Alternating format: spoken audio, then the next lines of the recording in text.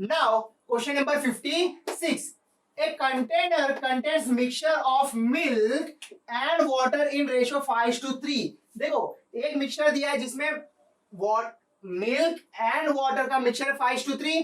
तो देखो बच्चों, तो यहाँ पे मिल्क का और वाटर का जो रेशियो है वो 5:3 दिया है. तो हम लोग क्या मानेंगे, मिल्क को 5x और वाटर को 3x मानते हैं. अब यहां ध्यान दो, if 8 litre milk is added, इन्होंने क्या कर दिया, मिल्क के अंदर 8 लीटर प्लस कर दिया. एडेड मतलब प्लस करने का. अगर यहाँ पे सबट्रैक्टेड बोलते तो माइनस करना पड़ता. In it then ratio of milk to water becomes 11:5. देखो ये लोग ने अभी सिर्फ दूध का 8 लीटर बढ़ाया है, तो अभी आपका कंडीशन क्या होगा बच्चों, 5x अपॉन 3x तो हमारा था ही. अब इसमें से 8 लीटर दूध बढ़ाने से हमारा रेशियो क्या बना है, 11:5. ये आ गया. अब कुछ नहीं, अब इसको इक्वेशन सॉल्व करो. चलो 5 को इधर मल्टीप्लाई करो, 3x को इधर क्रॉस मल्टीप्लिकेशन करो. चलो तो 5 5 जा 25, 5 8 जा 40 और 11 3 जा 33x. यहां तक आ गया. अब देखो बच्चों, ये 25x को अगर मैं उस साइड ले जाऊंगा तो 33 में से 25 जाएगा तो कितना बचा, 8x. अब ये 8 5 जा तो x की वैल्यू मिल गई 5. तो यानी हमारा दूध कितना था, दूध था हमारा 5. देखो 5 5 जा 25 और 3 5 जा 15.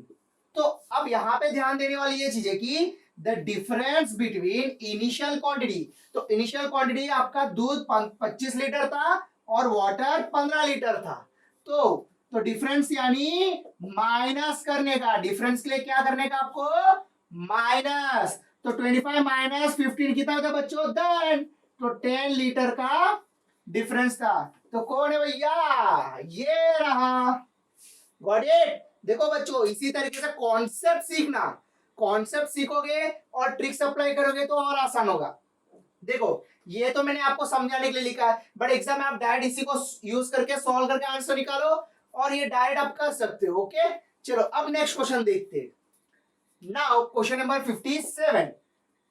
Rupees 6,000 when invested at a certain rate of simple interest. तो बच्चों देखो एसआई का मतलब होता है simple interest. For 2 years it fetches rupees 1200. तो सिंपल इंटरेस्ट के हिसाब से जब उसने 6,000 रुपए डाला था 2 साल के लिए, तो उनका 1,200 रुपए निकल रहा है. If same some is invested at same rate for a year, एक साल के लिए इन्वेस्ट कर रहा है, कंपाउंडेड हाफ ईयरली. देखो कंपाउंडेड हाफ ईयरली यानी साल में 2 बार. तो देन फाइंड कंपाउंड इंटरेस्ट. देखो बच्चों यहां पे हमें दिया था सिंपल इंटरेस्ट और हमें पूछा कंपाउंड इंटरेस्ट किसके हिसाब से, हाफ ईयरली के रेट के हिसाब से. तो अब यहां ध्यान दो, पहले तो हमें पता करना है कि एक्चुअली उसका रेट ऑफ इंटरेस्ट कितना है. तो सिंपल इंटरेस्ट का फॉर्मूला क्या है, principal into rate into time over 100. तो सिंपल इंटरेस्ट हमें दिया कितना है, 1200. प्रिंसिपल हमारा ये रहा 6,000. देखो बच्चों रेट तो पता करना है, इंटू अब टी कितना दिया है, ये रहा 2 साल के लिए, ओवर 100. देखो ये 2 जीरो ये 2 जीरो कट गया. अब यहां से ये इधर डिवीजन में ले जाऊंगा, नहीं तो यहीं से काट सकते हो. देखो ये जीरो मैंने काट दिया. 6 2 जा 12 होता है और ये भी 12 है, यानी ये 10 जा कट गया. तो R इक्वल टू 10% मिल गया हमें. चलो अब इसको यूज करना है. अब देखो बच्चों कंपाउंड इंटरेस्ट का अमाउंट का फॉर्मूला हमारा क्या होता है, P into 1 plus R upon N into 100 over N into T होता है. अब यहां ध्यान दो, हमारा प्रिंसिपल तो 6,000 ही है. ओके अब 1 प्लस हमारा रेट मिला 10 अपॉन N कितना, यानी N यानी कितने बार. देखो हाफ ईयरली कर रहा है यानी साल में 2 बार करेगा. सो 2 इंटू 100. अब N वापस से 2 और कितने सालों के लिए कर रहा है, ईयर. तो 1 जा. अब देखो बच्चों ये 2 5 जा और ये 5 20 जा. अब देखो 21 जा 20 होता है. यहां देखो मैं क्या कर रहा हूं, 6,000 इंटू 21 जा 20 20 प्लस ये 1 जा होता है ना, तो 1 प्लस, देखो मैं लिख देता हूं ताकि आपको आसान रहे, 2 1 ज़ा 2।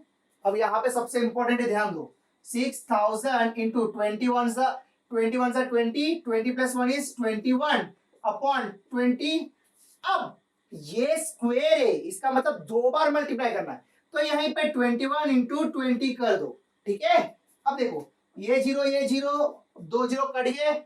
अब 2 30 ज़ा 2 15 ज़ा, अब 15 इंटू 21 इंटू 21 करो तो आपका आंसर आएगा 6615।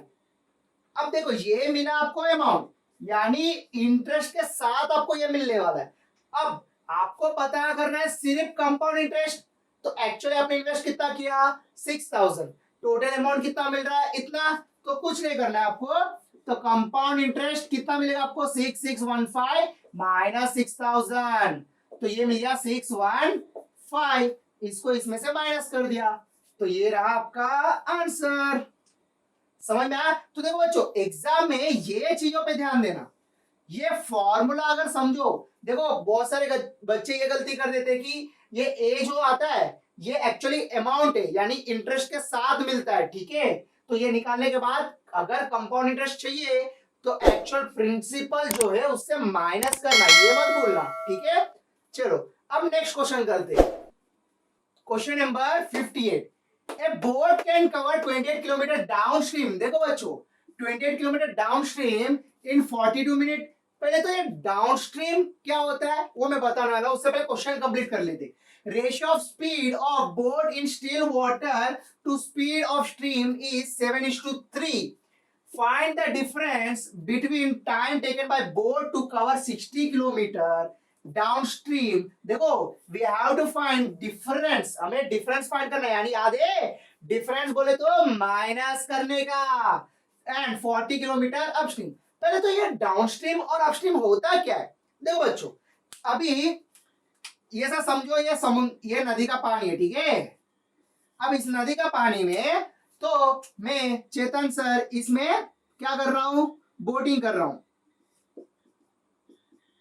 अब देखो बच्चों जो ऊपर जाता है, अभी देखो पानी का बहाव इस तरीके से, ठीक है, इस डायरेक्शन में।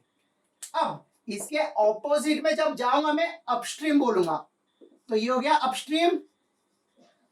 अब इसके अगर मैं इस तरफ आऊंगा, अगर मैं नीचे की तरफ आ रहा हूं,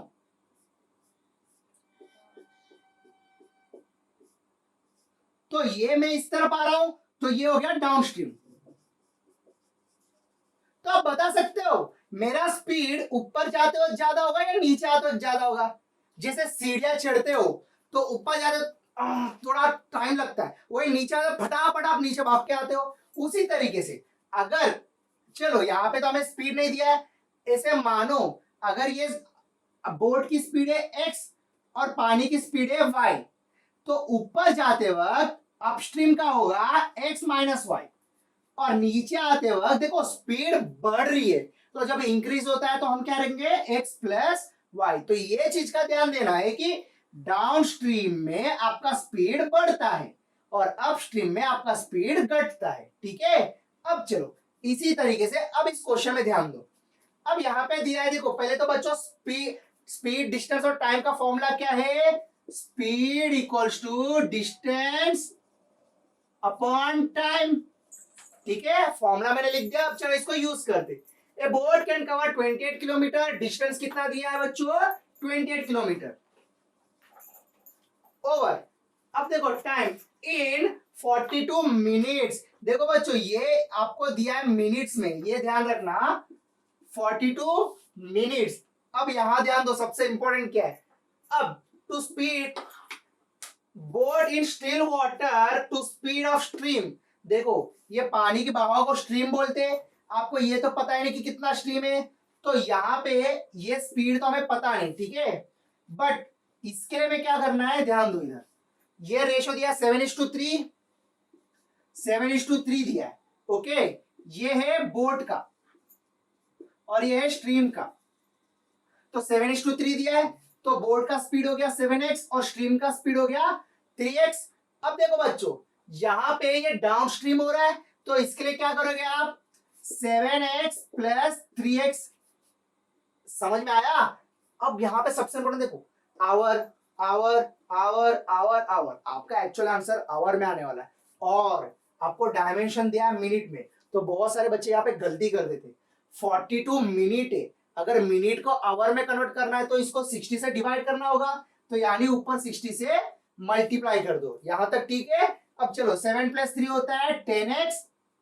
क्लियर? अब देखो बच्चों मैं क्या लिख रहा हूं यहाँ पे, अगर ध्यान दोगे 7 4 28 होता है, एंड 7 6 कितना होता है 42, और 6 1 6 10 और 4 10 बच्चों कितना होता है 40।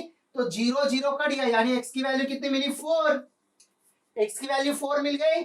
इसका मतलब चलो अब x की वैल्यू 4 इसमें डाल दो, तो यानी आपकी बोर्ड की स्पीड कितना हो गया 7 4 28 किलोमीटर पर आवर,